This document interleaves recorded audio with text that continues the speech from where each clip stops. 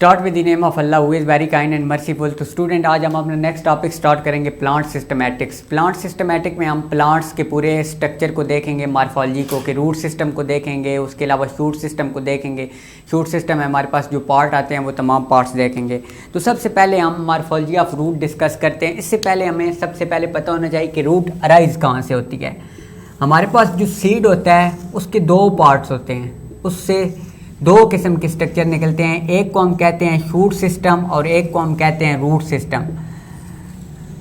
Root system जो है ये रेडिकल ऑफ सीड से, रेडिकल ऑफ सीड का जो रेडिकल होता है उससे जो सिस्टम अराइज होता है उसे हम नाम देते हैं रूट सिस्टम का।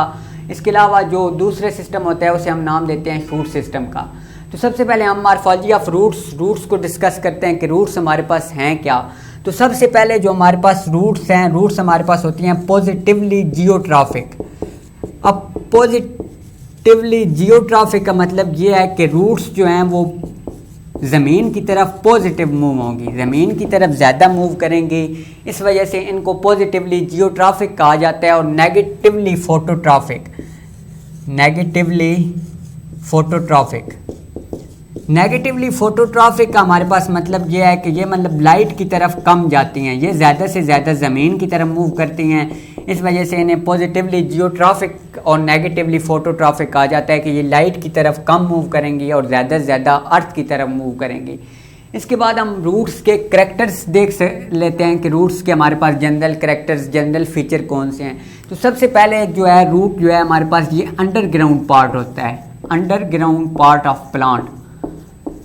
अंडरग्राउंड पार्ट मतलब मोस्टली ये ज़मीन के अंदर पाया जाता है, मोस्टली अंडरग्राउंड होता है। इसके बाद दूसरी हम चीज़ देखें तो ये हमारे पास नॉन ग्रीन पार्ट होता है, नॉन ग्रीन, कि ये अदर देन ग्रीन, इसके अलावा कोई भी स्ट्रक्चर जैसे वुडी स्ट्रक्चर मोस्टली होता है, ग्रीन स्ट्रक्चर नहीं होता। इसके अलावा इसकी हम शेप की बात करें तो ये सिलेंड्रिकल होता है।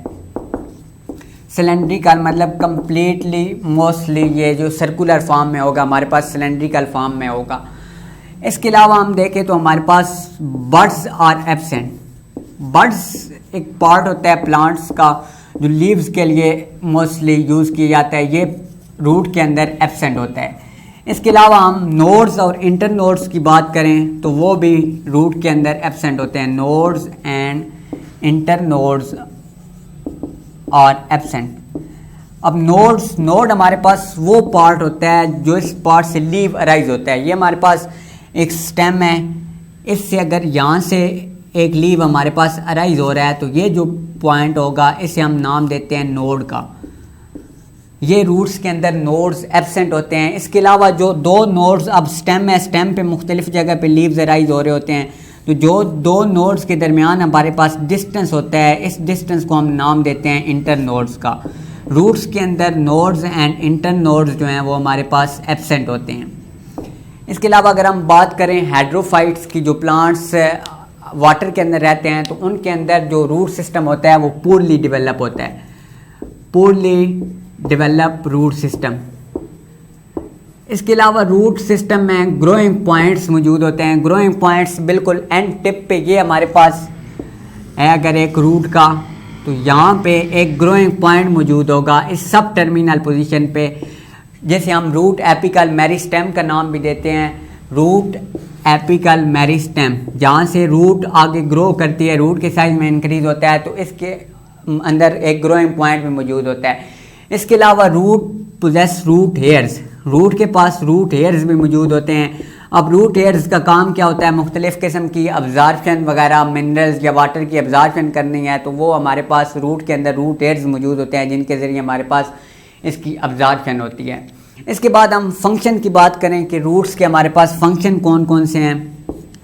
तो सबसे पहले रूट्स जो है ये हमारे पास फोटोसिंथेसिस में अहम किरदार अदा करती है कि root involve in photosynthesis, photosynthesis में रूट इन्वॉल्व होती है। इसके अलावा हमारे पास roots involve in respiration, respiration में हमारे पास रूट इन्वॉल्व होगी, रिस्पायरेशन इसके अलावा रूट्स हमारे पास बाज़ प्लांट्स में स्टोरेज आर्गन के तौर पे इस्तेमाल होती है कि बाज़ प्लांट ऐसे हैं कि जो अनफेवरेबल कंडीशन में कोई चीज़ स्टोर करनी हो तो स्टोर मटेरियल के तौर पे इस्तेमाल होती है। इसके अलावा रूट को हम एज ए फूड इस्तेमाल करते हैं कि खाने के तौर पे, जैसे हमारे पास कैरेट वगैरह हो गई, इसको हम एज ए फूड भी यूज़ करते हैं, यूज़ एज ए फूड।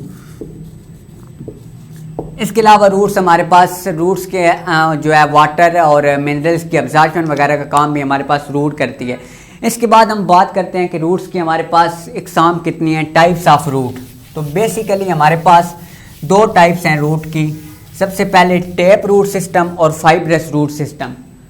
सबसे पहले हम बात करते हैं टैप रूट सिस्टम।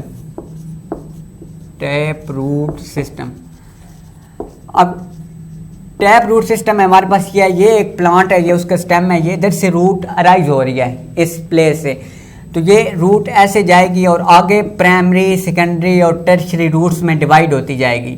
ये मतलब हमारे पास अगर प्राइमरी रूट है, इससे ये अराइज हुई, ये हमारे पास सेकेंडरी रूट है, इससे मज़ीद रूट्स अराइज हुई जिन्हें हम टर्शरी रूट्स का नाम देते हैं। तो ये हमारे पास टैप रूट सिस्टम होता है जिसमें रूट्स आगे डिवाइड होती जाती हैं, primary, secondary, tertiary, by time के साथ साथ रूट्स आगे जैसे डिवाइड होती जाती हैं, मतलब एक बंच नहीं बनाती। दूसरा हमारे पास जो है वो है हमारे पास fibrous root system. Fibrous root system, अब फाइब्रस रूट सिस्टम में हमारे पास ये होता है कि रूट एक बंच की फॉर्म बना लेती है।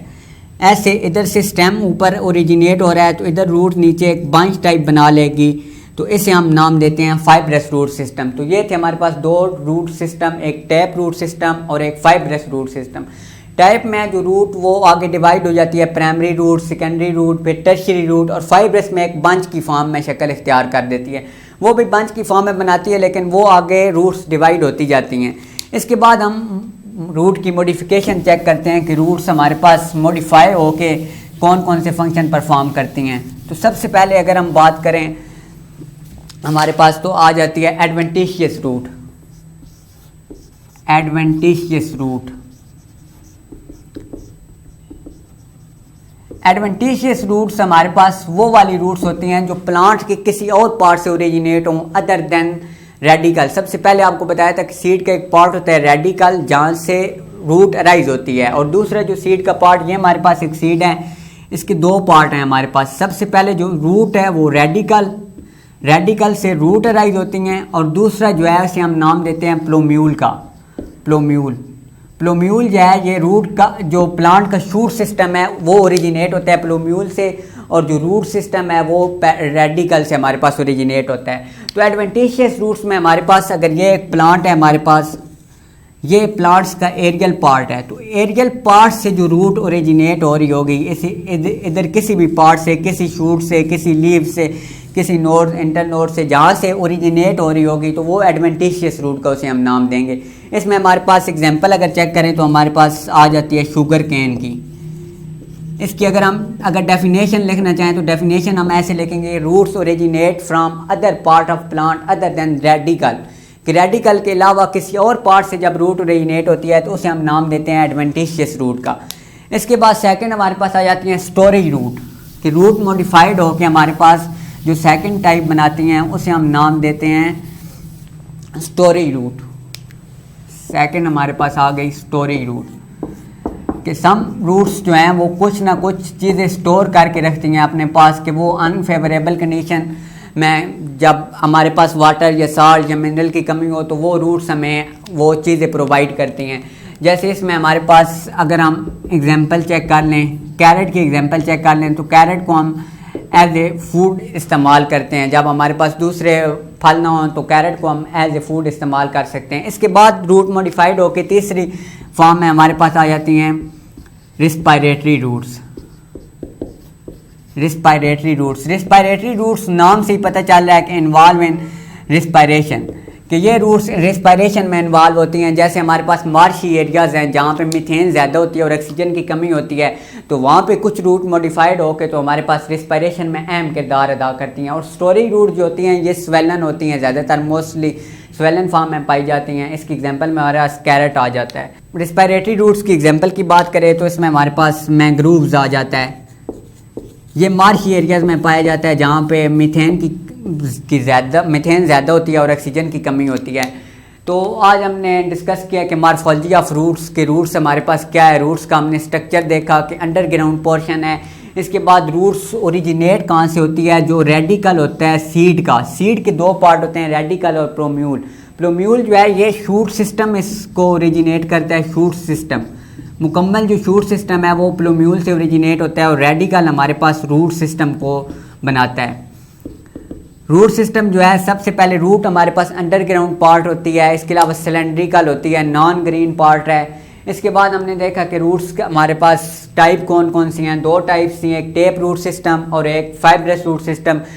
टेप रूट सिस्टम में क्या होता है कि हमारे पास प्राइमरी, सेकेंडरी और टर्शियरी रूट्स आगे डिवाइड हुई होती हैं, लेकिन फाइब्रस में हमारे पास एक मंच की फॉर्म में, एक झाड़ी की फॉर्म में शक्ल में मौजूद होती हैं। इसके बाद हम एडवेंटिशियस रूट की बात की कि रूट्स किसी भी अदर पार्ट से रेडिकल के अलावा किसी और पार्ट से रूट्स ओरिजिनेट होती हैं, तो उन्हें हम एडवेंटिशियस रूट्स का नाम देते हैं। इसके बाद हमने स्टोरी रूट्स देखा, तो स्टोरी रूट में हमारे पास कैरेट आ जाती है कि जो स्वोलन पोजीशन में होती हैं और कोई ना कोई चीज़ स्टोर करके रखती हैं, कुछ मिनरल्स वगैरह, जैसे कैरेट बहुत सारे मिनरल्स वगैरह स्टोर करके रखती है। इसके अलावा रिस्पायरेटरी रूट्स जो रिस्पायरेशन में इन्वॉल्व होती हैं, जहाँ पे ऑक्सीजन की कमी होती है वहाँ पे ये पाई जाती हैं। इसके एग्जांपल में हमारे पास मैंग्रोव्स आ जाता है।